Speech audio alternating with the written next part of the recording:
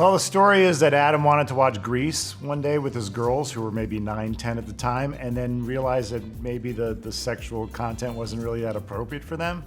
So he thought it'd be great to have a movie about kids in elementary school that was a musical and that kids can relate to, and that was the initial concept, and there was an initial draft of a script based on that. But then Robert Smigel got involved, and he had the idea of the class lizard who's been observing kids for 70 plus years and maybe has something to offer, or his take on kids and their problems. And that's where that came from. So it was going to always be a musical, and it was going to be about kids in school, but the whole idea about a lizard facing his own mortality and wanting to do something more with his life, and then incorporating himself into the kids' lives was all from Smigel. And the songs are people don't expect it because it's not really in the trailer, so it's a little surprising. But again, it's not like a conventional musical in the sense. The songs are they're comedic. They're a little bit making fun of movie songs.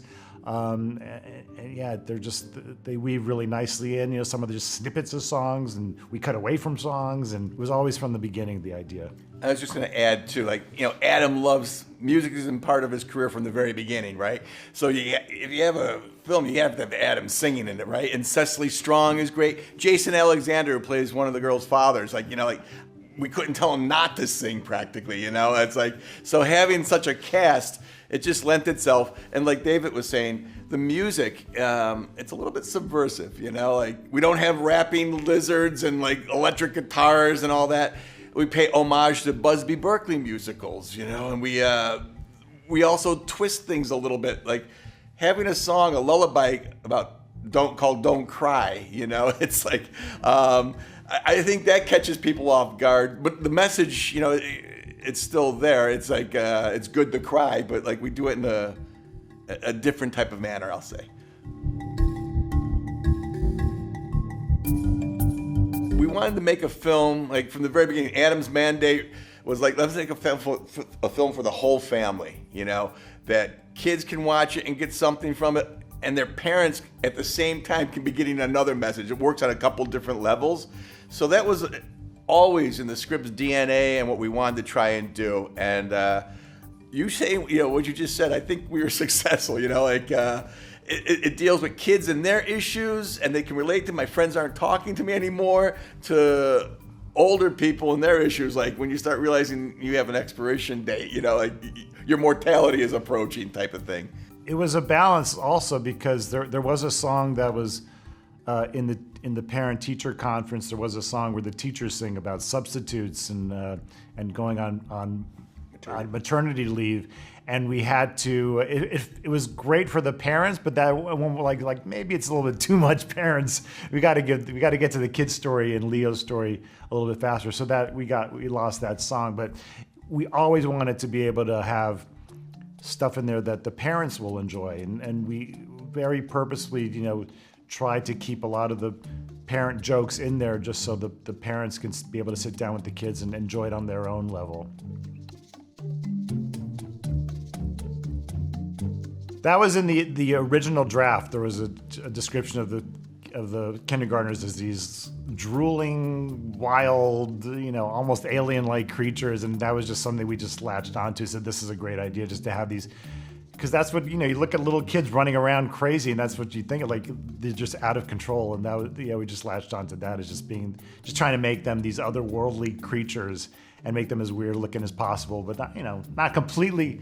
They're pretty weird looking. I mean, they do kind of feel like they're in a different race of aliens. Alien, yeah, or fish. That was something that was really tricky, the design element, and to capture him. So we wanted them to stand out, but we also wanted them to feel like part of this universe we were creating. And it was tough. Adam and Robert kept on pushing us, push it. And then when it came to doing it in CG, how the eyes would work and making sure they don't look too bizarre, like they're from another film, which they sort of are supposed to be. But again, it was a challenge, and people have been telling us how much they love it. It captures the id of being, that age where you're just a ball of energy and it's craziness ensues type of stuff. So yeah. I want to add one important thing too. The Kinder's voices, that's Adam doing most. Like, I think 90% of the Kinders is Adam having fun. We sped him up. That's most of the Kinders are all Adam. I mean, for me, the whole process, I always say, if the next step, because we go through design and then storyboards and animation and lighting, I said, if the next step does not thrill me and excite me, then I know there's a problem. So I'm always thrilled to see the next iteration and see how it's just getting better and better and better.